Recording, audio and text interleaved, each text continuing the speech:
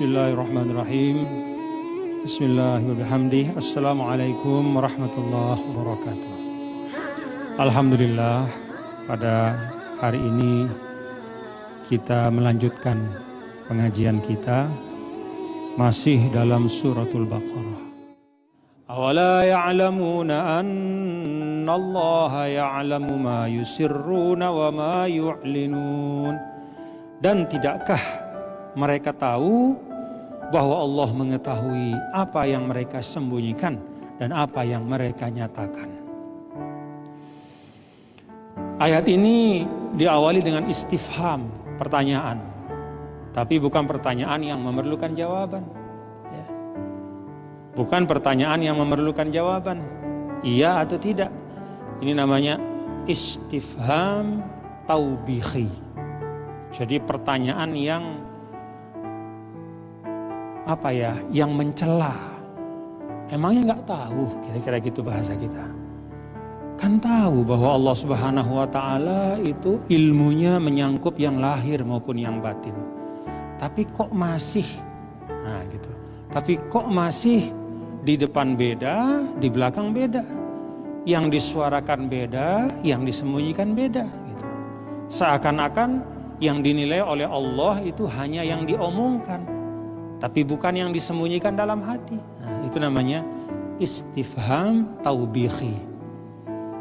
Ini memang konteksnya Bani Israel pembahasannya, tapi ini berlaku untuk kita juga. Ya. Karena perbuatan Bani Israel yang disebut di dalam ayat sebelumnya itu kan, wa idza laqul ladzina amanu qalu amanna. Kalau mereka bertemu, sebagian mereka pergi ketemu dengan Nabi, amanna, mengatakan beriman. Begitu mereka pisah balik ke temannya, mereka mengatakan kami pura-pura aja tadi itu. Jadi tidak pernah sungguh-sungguh mereka. Tidak bisa diukur kebenaran itu dari lidahnya. Karena rumit sekali. Lidahnya bisa beda dengan hatinya. Kadang-kadang kalaupun lidahnya sama dengan hatinya, tapi lidahnya hanya setengah dari hatinya. Maka di sini diingatkan. Nah, ini peringatan untuk kita. Jadi jangan bersikap seperti itu.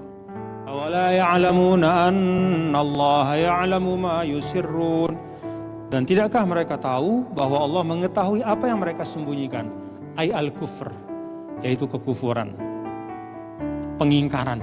Mereka sembunyiin dalam-dalam, dilipat ke dalam hatinya. Dia jaga benar supaya enggak kelihatan. Wa ma yu'linun, dan apa yang mereka nyatakan? Ucapan mereka, amanna, iman, wah benar, kamu Muhammad, kami ikut kepadamu. Tapi isi hati yang sebenarnya itu bertentangan. Dia sembunyikan dalam-dalam. Na'udzubillah.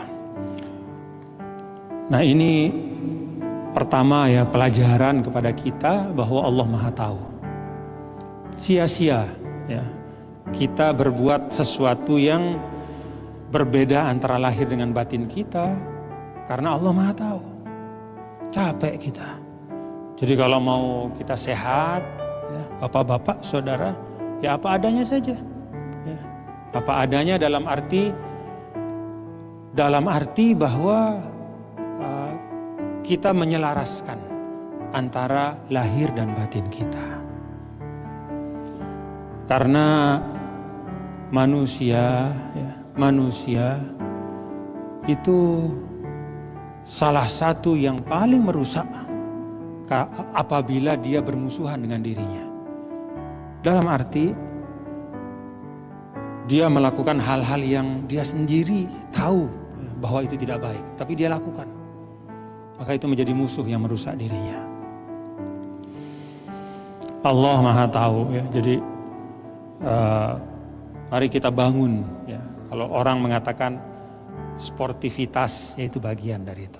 Objektivitas ya. Kejujuran, apa adanya ya. Yang kedua, ayat ini mengingatkan kita, bapak-bapak, saudara ya, bahwa memang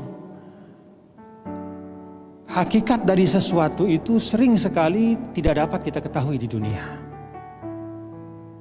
Ada orang, bapak-bapak, saudara-saudara, yang dia zolim, Tapi sampai dia meninggal, seakan-akan dia tidak terhukum oleh kezolimannya. Ya. Ada orang berbuat jahat, tapi lepas dari hukum di dunia, sampai dia meninggal. Entah mungkin karena uangnya, dan itu terjadi. Ya, begitu ya bapak-bapak, bisa terjadi di dunia. Bisa terjadi. Mungkin karena uangnya dia lolos dengan kejahatannya. Atau mungkin dengan kekuasaannya dia lolos. Atau mungkin dengan ototnya, dengan ancamannya. Mungkin karena dia orang yang preman, ya, lalu orang takut sama dia. Maka kejahatan demi kejahatan itu lolos terus. Itu dunia. Banyak hal di dunia ini itu tidak kita ketahui hakikatnya. Yang namanya keadilan mutlak itu tidak ada di dunia. Keadilan yang ada itu nisbi saja. Makanya di dalam Al-Fatihah itu kita diingatkan di dalam ayat yang ketiga. Bismillahirrahmanirrahim. Alhamdulillahirabbil alamin arrahmanirrahim. Ayat keempat, Maliki yaumiddin. Maliki yaumiddin. Penguasa hari pembalasan. Ada pertanyaan, emangnya di dunia Allah tidak berkuasa? Kok di sini dibilang penguasa hari pembalasan? Ulama mengatakan bahwa ayat ini bukan berarti bahwa Allah tidak berkuasa di dunia. Tapi di dunia itu ada manusia-manusia yang bersikap seakan-akan dia berkuasa.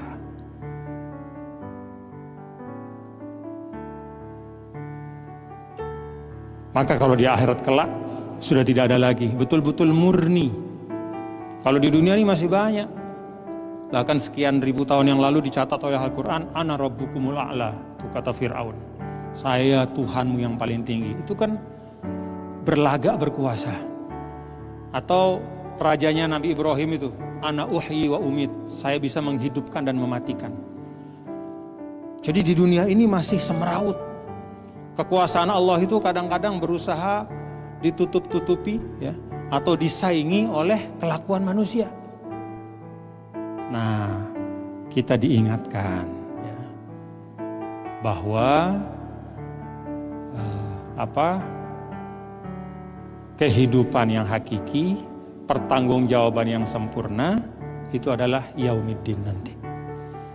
Jadi yang sekarang misalnya sewenang-wenang dengan orang lain, ya, yang menampakkan kesombongan seakan-akan dia berkuasa dengan ucapan atau dengan perbuatan, nanti di akhirat dia tidak akan bisa menunjukkan itu sedikit pun. Limanil mulkul yaum lillahil wahidil qahar.